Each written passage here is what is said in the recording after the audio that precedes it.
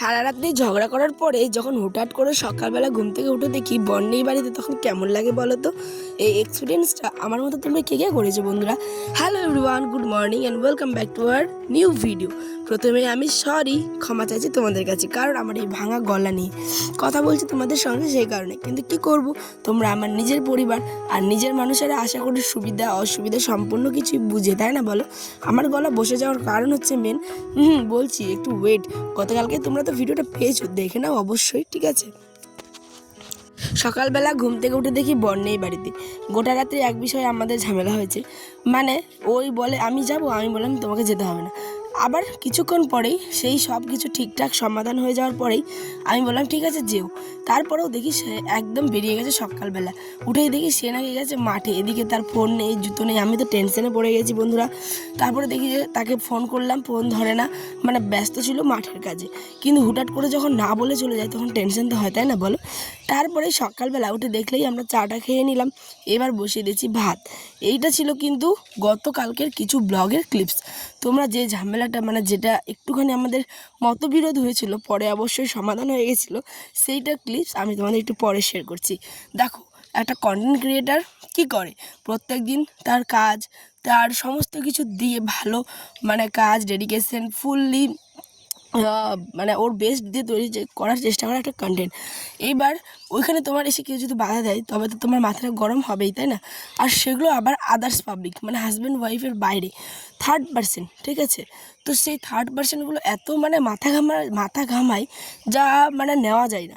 তাদেরকে নিয়ে কিছু কথা বলেছি এর আগে ভিডিওতে, চাইলে তোমরা দেখতেই পারো আর কি। ওই জন্য ওদের গায়ে একদম পুরো জ্বলে গেছে। আমার তাতে কোনো যায় আসে না, যার যা কাজ সে করতে থাকুক। এইদিকে আমার ছেলেকে একটুখানি আদর করেই চলে আসলাম আবারও আমার জীবন যুদ্ধ শুরু করতে। জীবন যুদ্ধই তো বলো, সংসার সামলানো, বাচ্চা সামলানো, মা হওয়া, তারপরে নিজের মানে এর আগে পড়াশোনা করতাম, সেই সমস্ত কাজ কমপ্লিট করার পরে এখন আমি এই কাজটা করি তোমাদের ভালোবাসায়। নিজেকে ভালোবাসি, আমার হাজব্যান্ড আমাকে সাপোর্ট করে বলে করি, তার মধ্যে থার্ড পার্সন বলে, তাহলে তো বিরক্ত লাগবে, তাই না? এইবার এটা হচ্ছে আজকের ব্লগ। তো দেখো, সকালে উঠেই শেয়ার করতে পারিনি, সে আয়নের আব্বা যাচ্ছে এখন একটা আমাদের রায়গঞ্জ, তোমরা শুনেছো অনেকে হয়তো, ভালো একটা স্কুল, সেই নামটা হচ্ছে, মানে পুরো ইংলিশ মিডিয়াম একটা স্কুল। নামটা বর্তমানে এখন মনে আসছে না, ইংরেজি কিনে একটা নাম ছিল। তো ওই স্কুলে আর কি অ্যাজ এ টিচার হিসেবে যাচ্ছে, মানে একটা জাস্ট টাটা কোম্পানির মানে প্রজেক্ট আর কি, সেটাই লঞ্চ করতে, ঠিক আছে? তো দেখো, সকালবেলায় চলে গেল বর, সকালবেলা আলু সেদ্ধ শাক ভাত খেয়ে এই যে চলে গেল, আসবে অনেক রাত্রে। মানে এটা আমরা কলকাতায় যেহেতু RTNS TCS-এর সাথে কাজ করে, ওও করে, আমিও করি মাঝে মধ্যে প্রজেক্টগুলো। তো সেই কারণে ওরা কি চাই, বেসিক কিছু 5 to 10 আর 11 to 12 এইগুলো ক্লাসের কিছু প্রজেক্ট। এখন যেহেতু সরকার পাল্টেছে, এখন থেকে অনেক অনেক অনেক কিছু কুটুকুটুটা শোনা। বাবা, তোমার বাবা কই? বাবা কই? কোথায় গেল? ইনকাম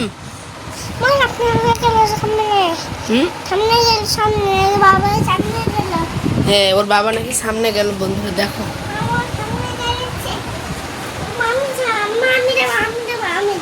কোথায় অনেক কিছু সুবিধা মানে এখন নাকি পাওয়া যাচ্ছে।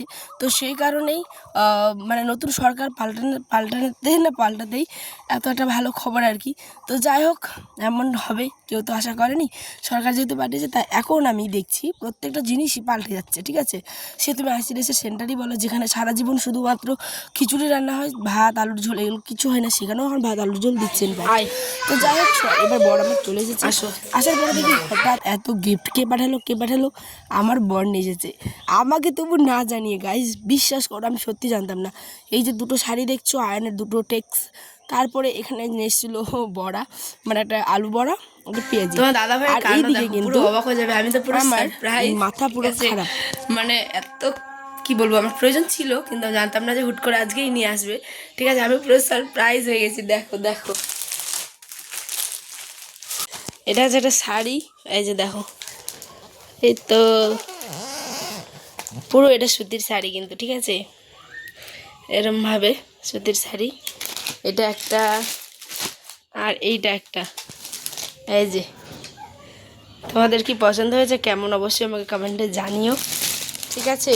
আর এটা কিন্তু অবশ্যই নেওয়া হয়েছে এই যে বেনারসির সেরা ঠিকানা তাজ প্যালেস, ঠিক আছে। এই যে বেনারসি তাজ প্যালেস, স্কুল রোড, রায়গঞ্জ, উত্তর দিনাজপুর। মানে এই দোকানটা খুব ভালো, একদম শাড়ির জন্য বিখ্যাত। আর সাথে অনেক কিছু আছে দেখ, এদিকে হয়েছে 2টা শাড়ি, আর এইখানে কি নিয়ে এসছে দেখো, এত কিছু, ভাবো কি অবস্থা, এত কিছু। এগুলো ব্লাউজ নিয়ে এসেছে সব, দেখো এইটা একটা কালার। তো যাই হোক, সারাদিনের এই সারা রাতের যে আমাদের মতবিরোধ হয়েছিল সেটা আরও বেশি করে ঠান্ডা হয়ে গেল এখন। তো আমি জাস্ট এগুলো অনেকদিন আগে বলেছিলাম এগুলো লাগতো, ওই কখন আবার মাথায় রেখে দিয়েছে তাই নিয়ে এসেছে। তো আজ চলি, টাটা। কেমন লাগলো ব্লগ কমেন্টে জানিও, টাটা।